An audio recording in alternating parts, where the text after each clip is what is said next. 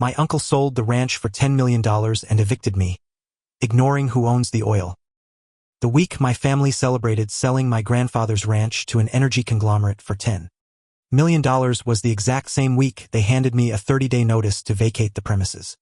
They popped cheap champagne in the driveway of the house I had maintained for 15 years, toasting to their newfound generational wealth, completely unaware of a fundamental truth of Texas real estate.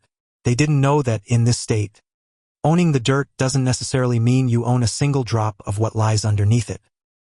I am a man who understands the value of a quiet ledger.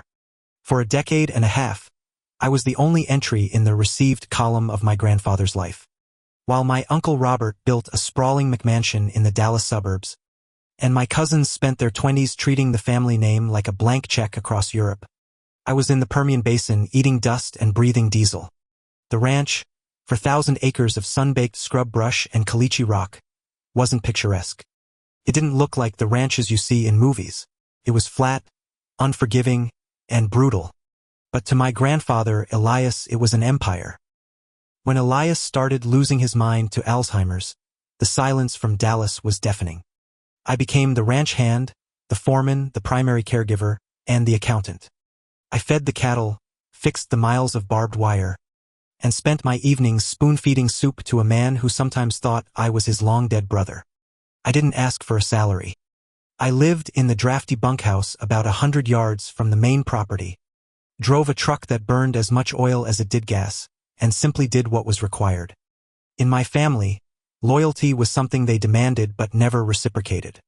They assumed my sweat was a localized resource, entirely theirs to exploit. Elias passed away on a Tuesday in late October. By Thursday, Uncle Robert's Lincoln Navigator was tearing up the gravel driveway. He didn't come to grieve, he came to inventory.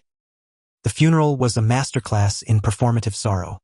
Robert eulogized a man he hadn't visited in 5 years, crying dry tears into a silk handkerchief. But the real performance happened the following morning in the dining room. Robert sat at the head of the heavy oak table, flanked by his 2 sons, and slid a manila folder toward me. It contained a standard eviction notice. "The reading of the will is a formality, Jake," Robert said, steepling his manicured fingers. "Dad left the physical estate to me. As the eldest, we've already been in quiet talks with Apex Energy. They're buying the whole 4,000 acres for a massive solar and natural gas infrastructure project. $10 million. A clean break for the family." He paused, offering a smile that didn't reach his eyes. "You've done a commendable job playing farmhand, but this isn't a charity. The developers need the property cleared. I'll give you 30 days to pack up the bunkhouse. I'll even write you a personal check for $5,000 to help you relocate. Think of it as a severance package." I looked at the eviction notice. I looked at the check. I didn't yell. I didn't remind him of the nights I spent wrestling his father back into bed when the dementia made him violent. I didn't mention the agonizing, slow decay I had witnessed while Robert was upgrading his country club membership. In my line of work, you learn that anger is a waste of oxygen. You only speak when the documents are ready to speak for you. I folded the paper, put it in my pocket, and left the check on the table. "I'll be out by the end of the month," I said quietly. What Robert failed to understand was that Elias might have lost his memory at the end, but 5 years prior, his mind was as sharp as a diamond-tipped drill bit. Elias knew exactly who his children were. He knew Robert would sell the land the second his body was cold. And he knew that the Permian Basin was sitting on the largest continuous oil and gas reservoir in the United States. 5 years ago, Elias and I took a quiet drive to the county clerk's office in Midland. We sat down with a local attorney who specialized in oil and gas law. That afternoon, Elias executed a legal maneuver that is a cornerstone of Texas property law. He severed the estate. In Texas, land isn't just one thing. It is 2 distinct entities. There is the surface estate, the dirt, the grass, the house, the trees. And then there is the mineral estate, the oil, the gas, the groundwater, everything beneath the topsoil. Elias drafted a mineral deed, transferring 100% of the executive rights, the royalty interests, and the groundwater rights of the entire 4,000-acre ranch to an anonymous LLC that I wholly owned and controlled. He filed it legally, quietly, and permanently. The dirt belonged to the family trust. The treasure beneath it belonged to me. Furthermore, in the state of Texas, the mineral estate is the dominant estate. That means the owner of the minerals has the absolute legal right to use as much of the surface as is reasonably necessary to extract those minerals, regardless of who owns the dirt and regardless of what the surface owner wants. I packed my meager belongings into my truck exactly 29 days later. I moved into a small, quiet apartment in town. I didn't change my phone number. I just waited. The explosion didn't happen for another 3 months. Real estate transactions involving energy conglomerates and 8-figure payouts move at a glacial pace. Apex Energy's legal department had to conduct a comprehensive title search, abstracting the property's history all the way back to the sovereign patents of the 1800s. Robert, meanwhile, had already started spending his phantom millions. I heard through the family grapevine that he had put a deposit on a yacht in Miami and had taken out massive bridge loans against his expected inheritance. He was living on the credit of a ghost. The phone call came on a Tuesday afternoon. I was sitting at a diner, drinking black coffee, when Robert's number flashed on my screen. I let it ring 3 times before I answered. "Jake," Robert said, his voice completely devoid of its usual arrogant bassline. It sounded tight, strained, like a guitar string tuned an octave too high. "We need you to come into the city tomorrow, to my lawyer's office." "I don't work for you anymore, Robert," I said.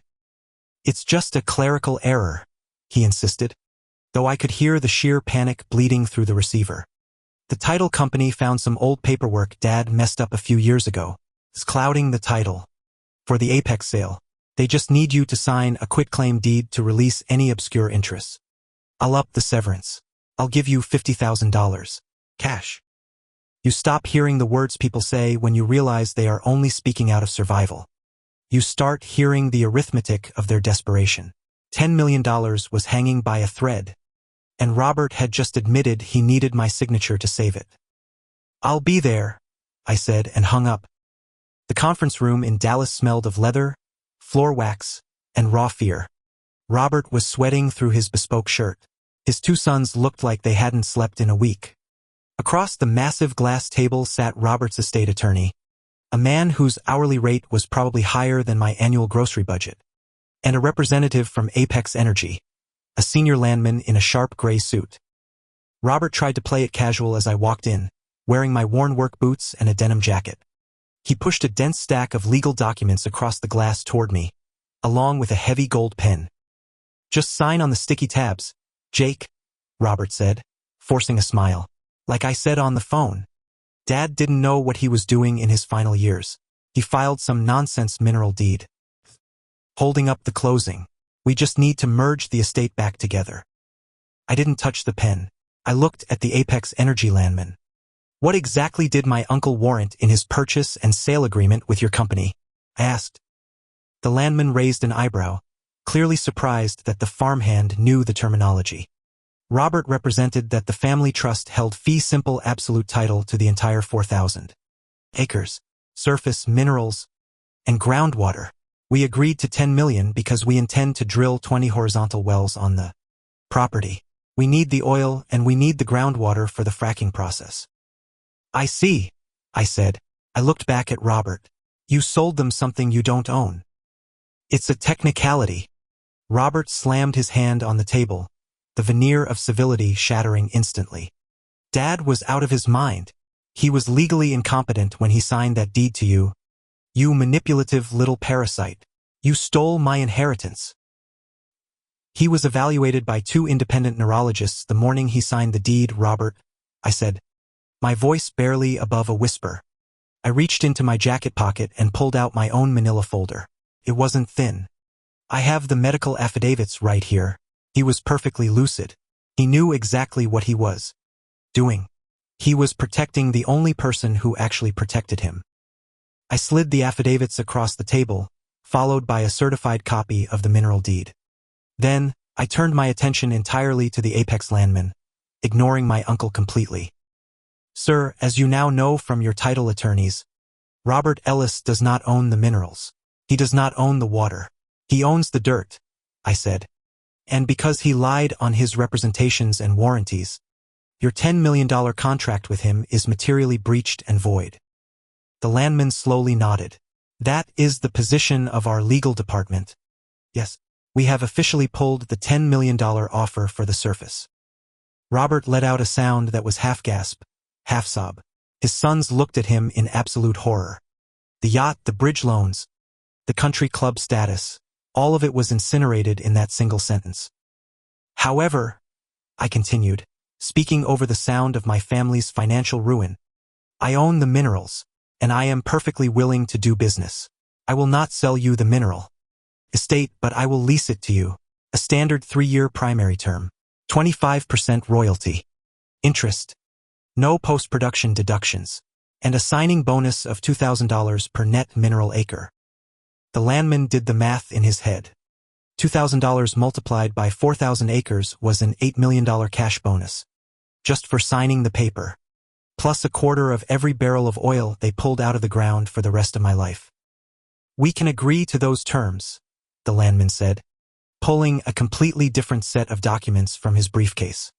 We actually drew up the lease with your LLC's name on it yesterday, just in case.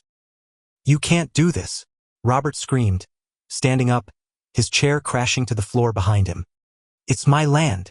You can't drill on my land without my permission. I'll sue you both. I'll lock the gates. I'll build luxury homes on every square inch of that surface. I signed the lease, capped my pen, and looked up at the man who had handed me an eviction notice the day we buried the only father figure I ever had. You should really read up on Texas property law, Robert, I said calmly.